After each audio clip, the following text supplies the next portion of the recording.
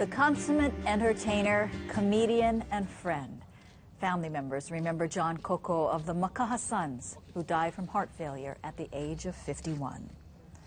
John Koko had been ailing for some time and was beginning the process to get on the list for a heart transplant when he died yesterday afternoon.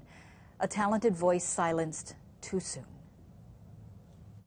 Family members say John Koko could have been a great athlete, but a bout with rheumatic fever changed his life. Because of his heart trouble, Mom didn't want him to play any sports like that.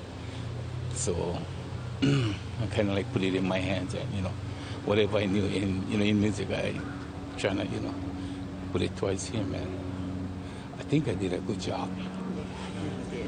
Big brother Jerome did a great job. John was a talented bass player who lit up the stage. He's always striving to learn more and more things, and I noticed that whenever we're performing, I'll hear a certain riff in his bass, and I kind of glance over him, and he's just playing, and he's always learning new things.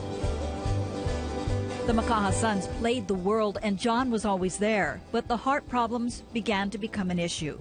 He's had numerous major heart operations. The last gig he played was Japan in May. He really had a hard time that first show that we did, and after the first show, then he wasn't feeling good. Then we had to rush him, to the hospital in Japan. In recent weeks, he spent time with family and friends. His son Shadow says they're grateful for that time. He was the guy who made us smile. He was the cool dad that all of our friends loved, and he was just the guy that we always looked up to as a role model, and just being a great person. We loved him so much. Shadow dances with the Makaha Sons and says he'll miss his father's presence. The group will miss the camaraderie on and off the stage.